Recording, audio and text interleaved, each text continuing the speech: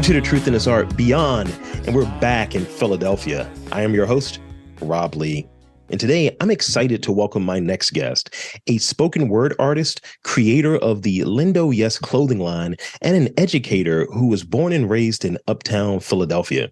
His work is unapologetically Black and a fusion of theatrical poetics and visual art, which addresses the constructs of love, masculinity, and social justice. Please welcome Lindo Jones. Welcome to the podcast. Word, what's good? What's popping? What's head? What is? What it do? What's up? I'm happy to be here.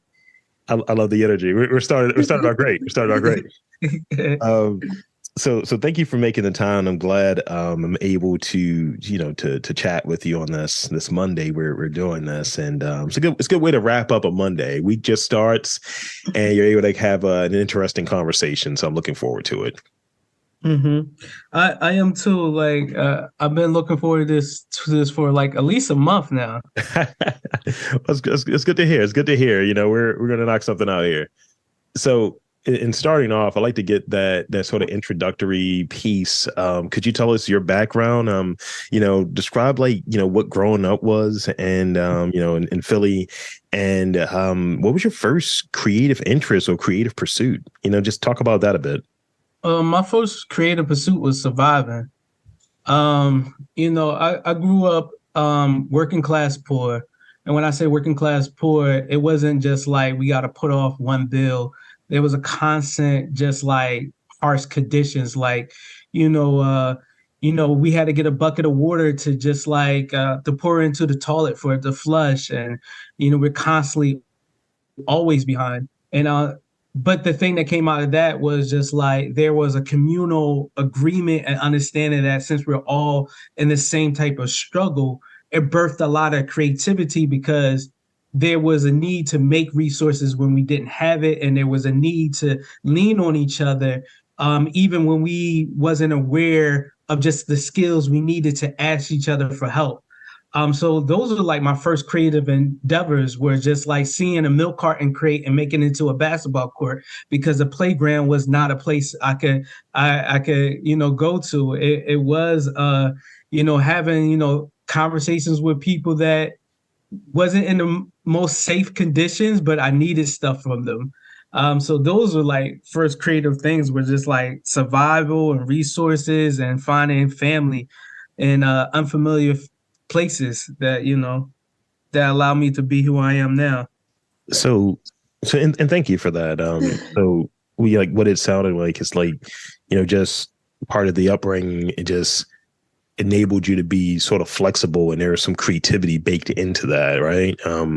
Yeah, I often think that a lot of times when people are in struggle and they want upward mobility, they create because the lack of access, the lack of resources. So I think, a lot of times when we talk about creatives, we are talking about people that came from some type of oppressed backgrounds a lot to be where they are.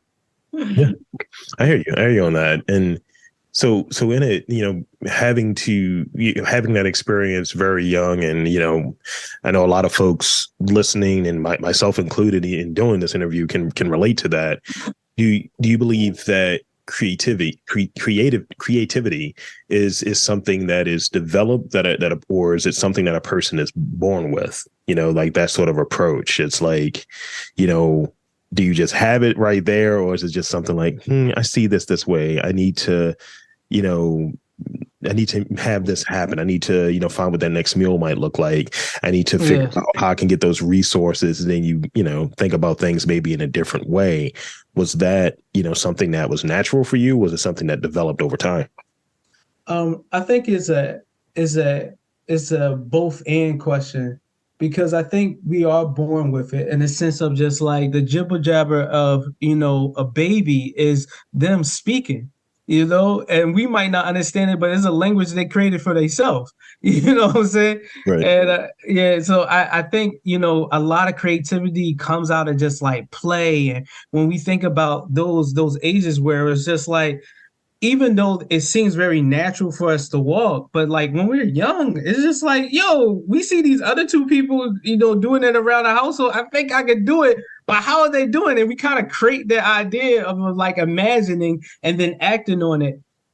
But then I also think we have to expand our awareness when we are problem solving and when we're trying to think beyond the immediate circumstances that we are in to then create. And I think the more that both things are meeting up, the more we have that creativity being more potent, meaning just like the stuff that you was born with to create, because of just like, yo, you got to communicate with people, you got to do all these kind of like essential things, and then this like your imagination taking you further of just like expanding your awareness of just like you have to have a certain type of resolve, and you have to have a certain type of like just like will to do things when you don't see it, and I mean that in a very generic way of just like, sometimes I didn't see the superheroes that I wanted because sometimes they didn't have the powers that I thought was cool. So I'm starting to imagine superheroes with the powers that I think are really cool, or them using the powers in a certain way. And then sometimes it is just like out of survival, where it's just like, okay, how can I stretch this dollar to make it last for a meal today? Right. That makes a lot of sense. I think needing something a lot of times, that whole quote of necessity is the mother of invention, or have you. When you need something, you're gonna figure it out. I think it makes you agile. It triggers some of those, I think, natural problem solving sort of things, and you don't know what to do until you're in a situation. Sometimes you can kind of maybe get through, but when it's right in front of you, that's when you know. That's when you really, I think, can kind of flex some of those muscles. Yeah, most definitely. So I want to move into sort of the creative, like what you're doing right now, your current work. So, like describe like what your current work is about, and like when did you first like, kind of like have this inkling and this belief that this is something you could spend some time in, whether it be, spoken word, whether it be, in comics. Talk about that a bit. Yeah, I mean, spoken word for me, if there was ever to be like an origin story of me, and well, I say whatever if it ever be, but it is an origin story of me. Spoken word has always felt like my superpower because it helped me combat so many of my mental like issues of just like I got social anxiety, and then I grew up in a neighborhood where there was gang violence, so I had to have prepared conversations to navigate these things. Of just like knowing how to say hello and who to say hi to and how to give a head nod and all those different things. But then I also just wanted to be prepared for conversations in the classroom, where it was just like I want to leave the best impression of myself in every space. So I'm rehearsing all these conversations. So eventually it became poetry, because it was just like, how am I saying the most impactful things to leave the best impression of myself? And then people said, it's poetry to me. So like the more and more I am finding myself in spaces where I'm trying to use my words to be the most impactful, the more and more I want to empower people to be, the change agent for themselves in whatever community they're in. So the projects that I'm working on that focuses on that is I'm working on this gumball machine project. It's a citywide project where I am putting free to use gumball machines that dispense a button with a fabric back, information on the 24/7 mental health line in Philadelphia, as well as a short poem that is giving you affirmation that you're making the first step in your mental health journey, or a step in your mental health journey if you already have done some of the work. And part of that is everything I said in my origin story of just like how words have been empowering for me to deal with just like my mental health, as well as I just want more access so people can recognize that. So once I figured out, once I saw that Philadelphia has a 24/7 mental health line, I was like, how can I engage people with this? Because now it's accessible as far as you can call, but the information that to know that you can call has to be accessible too. So, I've been doing those gumball machines, and that been like a really big project. And then I'm working on a comic book that is talking about mental health. It's 3 short stories that are intertwined by the characters having different interactions with each other. And it's a world that talks about what if the emotions were regulated and what does that look like. So kind of like how we have a credit score. Yeah. Imagine if you had like an emotional credit score. That's the best way to sum it up without giving out too much, because without the project being out, I can't say too much about it, but it's something that I want to start talking about because it will be out soon.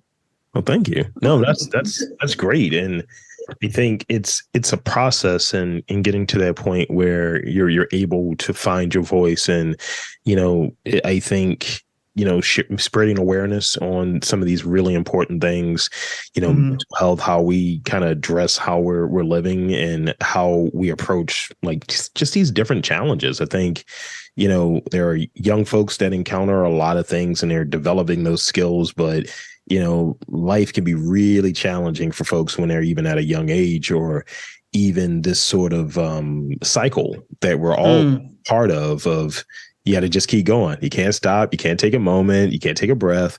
So, and not knowing where those resources are at sometimes. So that sort of that gumball machine project sounds really interesting, really cool. And, I'm always down for a good comic. So, let's keep it rolling. Yeah. The comic is called Pawn Shop. For those that are interested, when it comes out, it's called Pawn Shop. Okay. That's going to be great. That's going to be great. Yeah.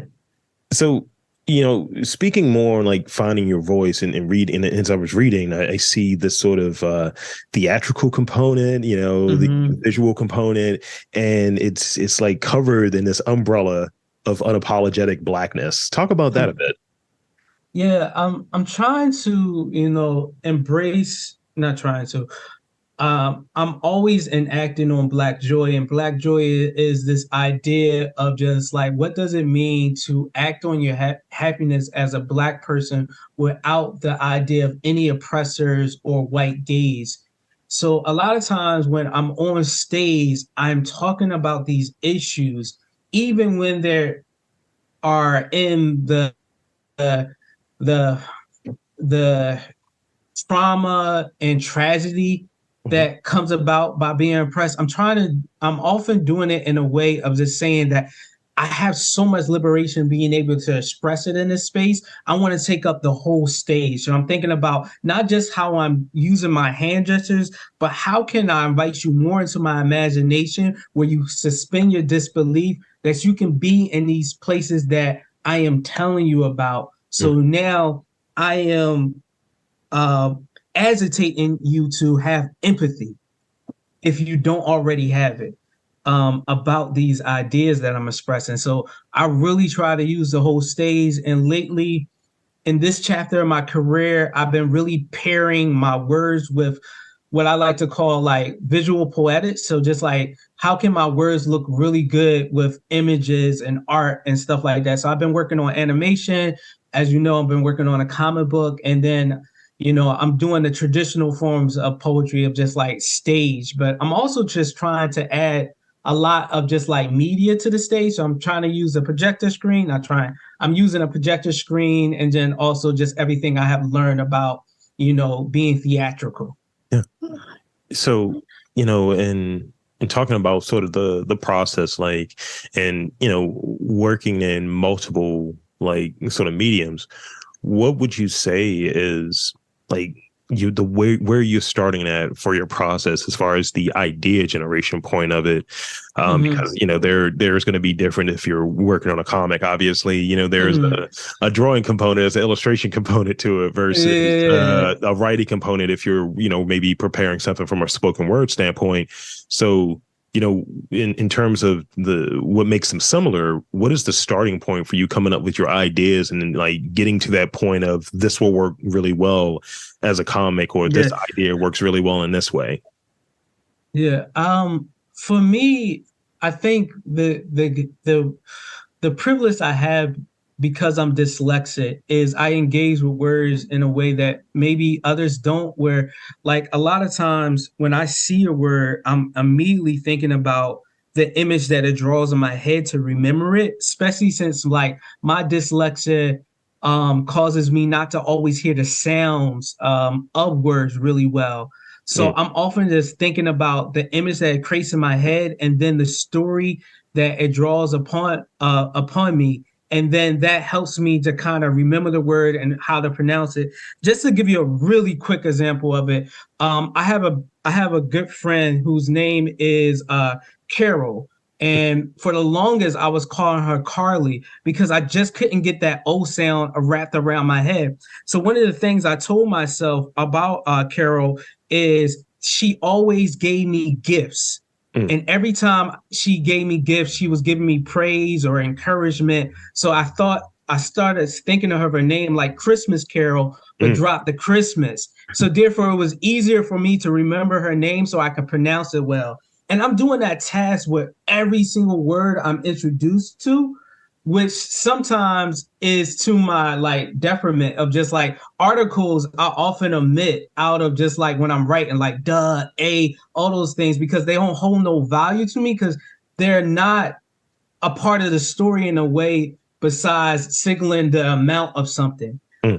So a lot of times the space I'm starting at is just the story and then I'm narrating it. So when it comes to comic books, it is just thinking to myself, first narration, what is the image to me? And how can all that action be told in a still moment? I imagine like a lot of models go through this where you're trying to find the pose that says everything about the action that's taking place. I imagine what modeling is the brand. The same thing I'm doing in my head is just like, what is that one single action that tells these couple of lines? You know, when it comes to animation, I am really thinking about just like what motion really is going through everything that makes it consistent, makes it understood, especially right now where I'm dealing with limited budget. So all my animation is short animation, and I haven't done nothing like serial yet. And then when it comes to the stage, I'm really thinking about how the imagination has no budget. So therefore, I can tell you all these ideas and how you interpret it in your head because your imagination has no budget is up to you, which gives me a lot of liberation. But at the same time, I have to add some control there where you're not, if I'm saying something is galloping through the field, you're not thinking of like a cheetah, a horse, a pony, or unicorn. So I gotta add that. What is galloping? You know what I'm saying? Yeah, because it's many things that could gallop. So like those are the things I'm constantly thinking about. And then adding to the spoken word part, I'm thinking where am I positioning myself on stage to create that? So if I'm talking about something galloping, I'm thinking, all right, can I pace myself where I'm walking across it in a motion that kind of interacts with you in that way, but also doesn't look absurd in the sense of just like you're doing too much. Why are you prancing over the place? I wanted to do that, and then how can I make my body in a sense look larger than it is to create that motion of that animal that I'm talking about? Yeah. So it's a performance component there as well as you're describing that, and I read that there are themes that you often return to. I see constructs of love, masculinity, and social justice. Like why are those the themes that that resonate with you most? For me, it's really about trying to make the world so gentle that people can walk around barefooted. So to order to like combat all the isms and oppressors and to make sure that I'm fighting for strangers, I have to first become soft myself and recognize how my emotions can be a sword or shield to combat anything in my life, and also advocate for folks to have that same agency and recognize constantly educating myself on just like what those pursuits of happiness look like and how can I not know this person, but fight for this person, because ultimately fighting for this person is fighting for my immediate community as well as myself. So I'm constantly going through those issues because to me they always are putting me into community and also putting me in community, an extension of strangers. So I'll always return to that because those are the things that I gotta do. I gotta do. Those are the keys to make this world, just like better. Thank you. And it's great to have like whatever your creative pursuit is, if you're doing it and having that why at the forefront, is always going to interest you. It's always going to, keep your work like, at the top of mind, and you want to even stretch the boundaries of what this might be. And doing this, like, started off purely doing it in Baltimore. And I'm like, hey, there are other cities that have sort of this same thing. And maybe there may be some people like yourself, that are like, you know what, this type of storytelling is what I would like to do. I want something that's accessible, something that's community oriented. And, I want to get my story out there in this way. And this is the means to do it. And really stretching what those boundaries are. Now thinking even further of, all right, maybe I could do this on stage and bring folks there. Maybe it turns into a festival. I don't know. But letting, and I like the way that you said it, and I'm going to paraphrase it because you said it so well, but I'm definitely paraphrasing here, is that comment around, your imagination not having a budget.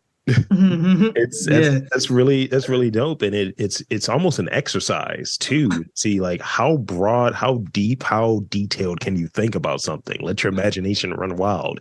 Yeah, and I think that's the why like books and oral and other forms of just like, well, books and then other forms of just like oral traditions will never die, because like, you can read the book, and the thing about reading the book is like you have ownership in a way where you can like edit, and therefore when you see it in the movies, it's like, wait, I didn't imagine it that way, because your mind doesn't have a budget. And also you are now in community with the author where you can change things as you read it. So like I think, and then even with oral tradition, when you're just hearing a story out loud, it's just like, oh, you're now in community with the person that's telling the story, because now you can like imagine the things in your head and you're adding the colors, you're doing all these things. And I think because of that, these things will never die and always be needed, because there's no budget for the imagination at all. There's a budget for a film where it's just like you wrote down or you imagine a rainy day, and then you're like, we can't get the weather to work that way, and we don't have the money to create the rain. So let's just make it cloudy and do it at night. Right. Well, there we go. So let's see. You've had your work has led you to opportunities throughout the East Coast, appearing on Def Poetry. And to feature in the various colleges, including Bucknell, Haverford, Drexel.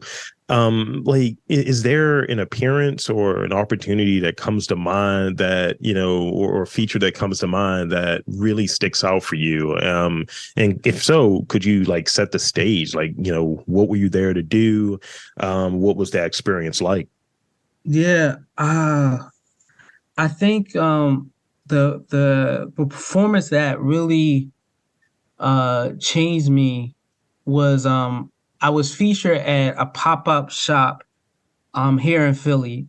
And for those that don't know what a pop-up shop is, it's just like a marketplace, just not impromptu, but just like a place that wouldn't be, a marketplace now is a marketplace. So it was just like an empty venue, and everybody set up tables to sell stuff. And they asked me to do a poetry set. So they gave me about 10 minutes. And after I finished my poetry set, I ended on not ended, but I did a poem called Irregular Heartbeat. And Irregular Heartbeat is this talking about this communal love that my best friend was realizing when he was getting arrested. And also I'm realizing that this person that, I was, taking it granted as a friendship was really like my best friend, and how much admiration I have for him. And then given the fact that I'm not going to see him for a while, it brought up all these emotions. And after I performed my set, it was this, I'm going to say parts of his personhood because it's so important to the story. There was this blind queer black man who approached me with a cane, and he gave me the most teary-eyed hug.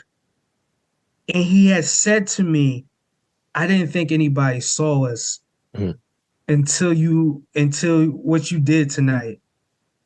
And it just hit me because I didn't ask him all these questions, and I wish I did because I'd never seen him again after that moment. I was like, what hit you about my poem that I wasn't aware of? Because I was like, what do you mean by that? Because that's what he said, and he just told me a little bit about his story, but he didn't tell me what impacted him about the poem. And I went on the bus after that, and I just thought about that, and I was like, yo, some of this lives inside of me, as far as like I'm creating this poem for reasons that I'm experiencing to then put on stage for an audience. But then some of it lives with other people that I am not always going to be aware of, the things that they bring in with them, the things that make them lighter, the things that they have in their personhood. And in that very moment, I was aware of some of the things because he told me explicitly. Yeah. And I was like, okay, I really have to be intentional about this work because I now know that I'm impacting people in ways that I don't always know. And I want to make sure that I have as much impact as possible on the things that I can control and the things I cannot control, to know that they're doing the best impression on people as possible. Because that was just like such a phenomenal experience for me, because I don't know what he took from that poem, but I know it hit him so hard and it came from me that I keep wanting to make sure I'm doing that work. What are the techniques that you use to keep your work interesting, to keep you just locked in? Like, I'll say sometimes where, we do something like, at a point, like in doing interviews, right? It's, you can run into, it's not being burnt out, but you can run into like, all right, is this what I'm supposed to be doing? Is this my path right now? It may have been my path, a year ago, 2 years ago, what have you.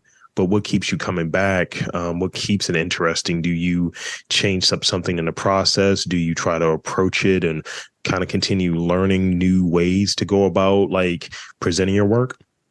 Yeah.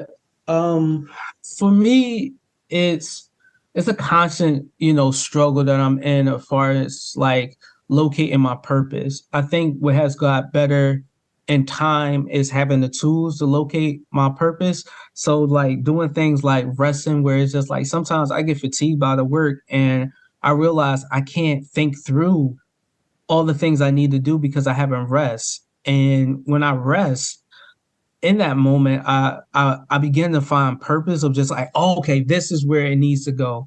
This is where I need to end at.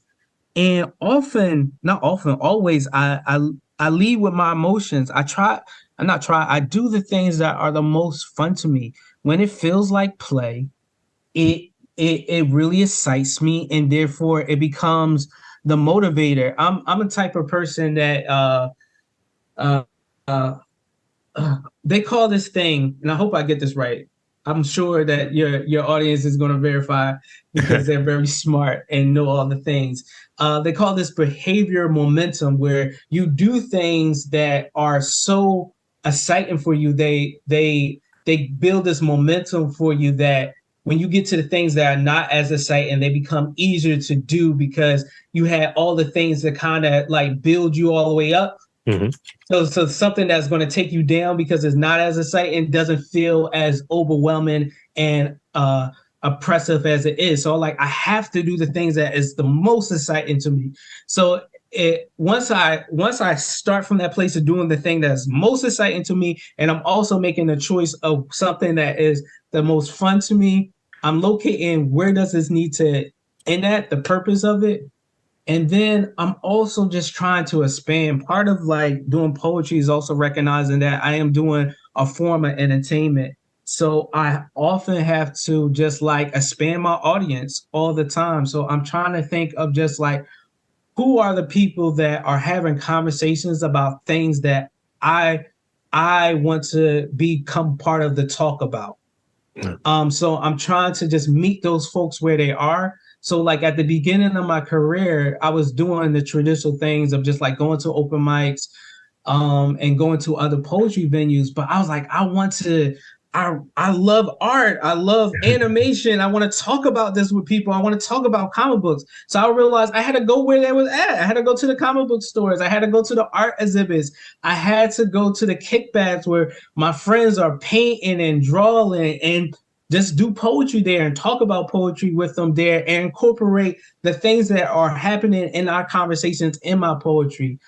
So that's another thing is just like always locate in this audience that I want to talk to and trying to be in the spaces that they're talking about the thing that I want us all to have a conversation about. And those things have always led me to just like where I want to take my art. And I'm like fortunate enough to just like because of those decisions and failures and learning and trusting the process that I've been able to do this full time for the last, I want to say 8 some years, maybe even longer. And I'm really happy. And yeah, it feels good to be in this joy. That's great to hear. So I got two more real questions before we get to those rapid fire questions I always have for folks. And this one is actually around this next one actually is around sort of this idea of like the failures, the sort of setbacks that we encounter. I learned that we should never really bury our failures. We shouldn't avoid them. Sometimes we can make those no's. You can take those no's in one way, but really those no's are not right now. Some people may frame that as a failure, that I didn't get the task. So, how has like failure or apparent failure like set you up for success? Like, do you have a favorite quote unquote failure? Oh man, failure is like, I know this sounds like really like a downer, but it's such a regular part of just being creative. And I think one of the things that, when I was going to my poetry classes or when I'm talking to my homies or even getting advice from just like people before me or, elders, it didn't help me.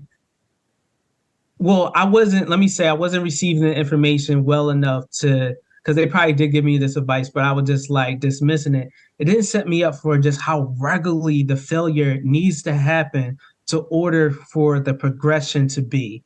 And I say that because my constant experience is just like part of like expanding my audience is also recognizing that I have to diversify my income. So I can't just rely on just going to the show, getting paid after the gig. A lot of my work is monetizing my Instagram, consulting people about creative endeavors, and then grant writing. I'm dyslexic, so grant writing is like a big lift for me already. But then, when you fill out so many applications and you get like 10 rejections, right? Which you said it resonates is just like it's a no for right now, and that was something I had to learn because one day I got four rejection emails, and I'm like, oh my god, I can't take none of this. I'm just a failure. Let me just blow this candle out, and right. and I have to constantly remind myself that sometimes it's a no for right now, meaning like there's still more work to do. There's relationships I have to build, or people are not getting it yet, and I have to do it without them to convince them that it can be done. Yeah. And then sometimes I realize that what is grant writing? Sometimes I have to strip things down to its bones, where it's just like pitching this project to someone and asking them to fund it. So I was like, oh no, you know what? I've been doing grant writing. I've been calling some of my family members, some of my friends to support the projects that I had in mind. So when I got some of my rejection letters, I was like, you know what? I think I got 10 friends that could give me $20 each to kind of fulfill this project. you know? So, I sometimes I get on the phone and I call people, and that became another skill. So and getting those rejections, I build another skill of just like, now I go from grant writing to becoming a fundraiser, to crowdfunding. So like, with every rejection, there's other skills that I build, there's other things I realize. And then also sometimes it's the harsh lessons of just like, I don't have everything I need. And that's why it didn't work. And sometimes for me, those are the hardest thing, because I want to believe I'm ready for everything and I have everything I need, but I'm like, no, there's still some things that you got to figure out, and it's not there yet. And I have to it's a very humbling punch, but it's something that I have to take in when I'm aware of, just like, dang, you know what? I don't know how to say all the things and do all the things. And, I'm going to figure it out along the way. And that's why that happened. Nice. Thank you. So this is the last question I have, because, as I touched on, I touched on this in the pre-recorded introduction. But lastly, again, with this sort of idea of failure, I think that they are teachable moments in it, right? So, could you share a bit, this is almost a segue. Could you share a bit about your background as a teaching artist as well? Because that's one of those other sort of streams you were talking about, diversifying how you go about, and also getting your message out there. So talk about like your work and how you're supporting like students, like people who are creative, people want to, dive into some of the work that you're doing. Well, once, I'm always trying to strip things down to the bones. What is the bare minimum that I'm doing to impact people? So once I realized that any space that needs words to impact people, I can be present, because I'm the producer of words that are the most impactful. So once I realized that, I was like, I can teach. I can be a teaching artist. The performances were doing what they were doing, but I was still working a part-time job. And then I saw an ad where they was like, we need someone to teach a poetry class after school from like 3 to 6 every day. And the pay wasn't as good as my grocery store job, because my grocery store job was a union, it had benefits, it was doing everything, but it wasn't making me happy. Right? It wasn't making me happy. And the main thing that wasn't making me happy about it is just like, I love to solve people problems. And in the grocery store, I was solving people problems because I was customer service. But that problem that I was resolving ended at the door once they left. I wanted to do something that I felt as though was more like transformative, versus just like, Miss Sally came in and she couldn't really figure out the right bananas, or she wanted her lottery tickets done this way and they were done the wrong way, so she got the wrong number, so now she needs a refund. I was like, that made people happy, but I wanted to do something more transformative to that. That felt too much like a micro, and I wanted to do something bigger. So once I started doing that, I didn't go into it thinking I would love it, but I went into it feeling like confident. And then it developed into a love where I was like, oh no, this is really nice. Because part of it was like reclaiming space, because I was doing teaching artistry work in schools that I used to get jumped at, that there were gang violence in. And I was like, oh snap, that fear that I had as a young boy walking these hallways, I still have some of those fears because I still remember some of those moments. But I'm like, I get to reclaim that space because I'm now teaching their kids. I am now creating that space that I did not get in my young boy years.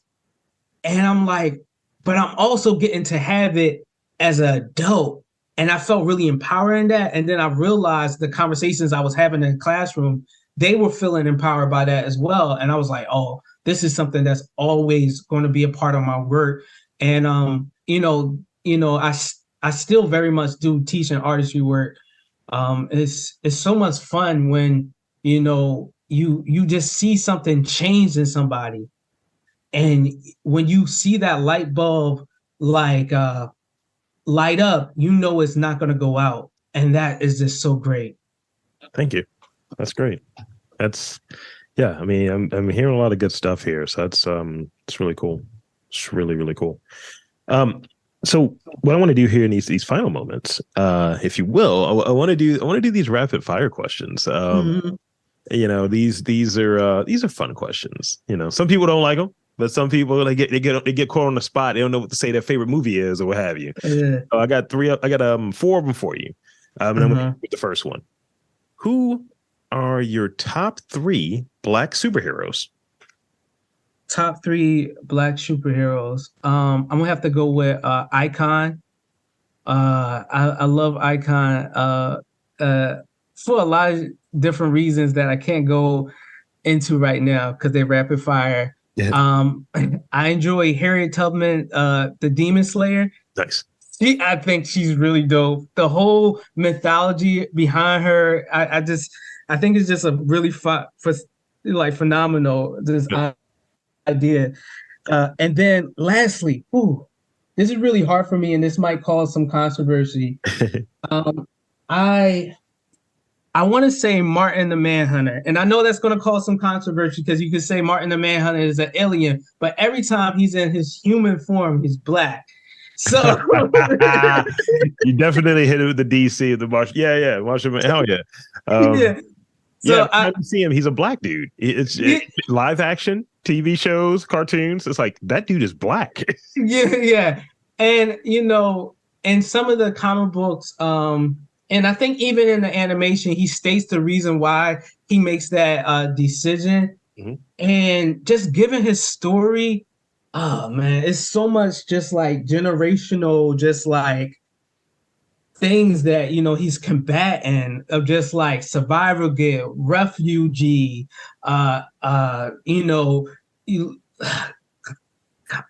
colonialism. It's just like a lot of things there that I just relate there. And then the alienation on like 2 different levels. Yeah. No, I hear you. So here's the next one. Mac or Windows? Windows. What is your favorite cereal?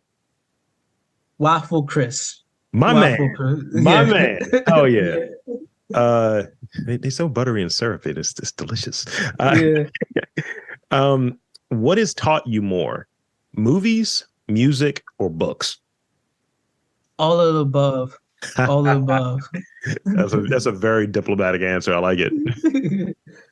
So that's pretty much it for the interview and the questions and all of that. I want to thank you for being on the podcast. And I want to invite and encourage you to share with the listeners where they can check you out, follow your story, your work.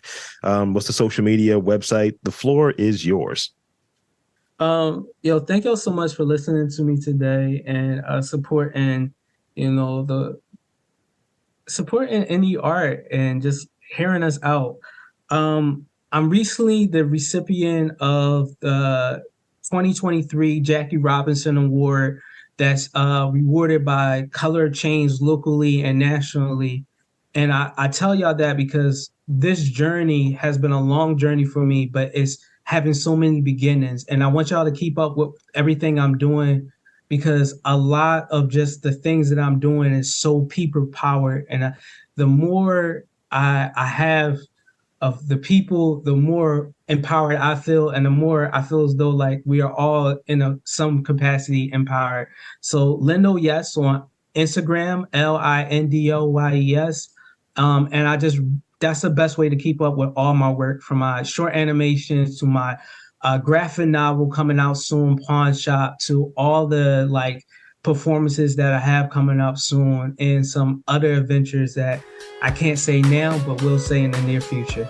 And there you have it, folks. I want to again thank Lindo Jones for coming on to the podcast. And I'm Rob Lee, saying that there is art and culture in and around your neck of the woods.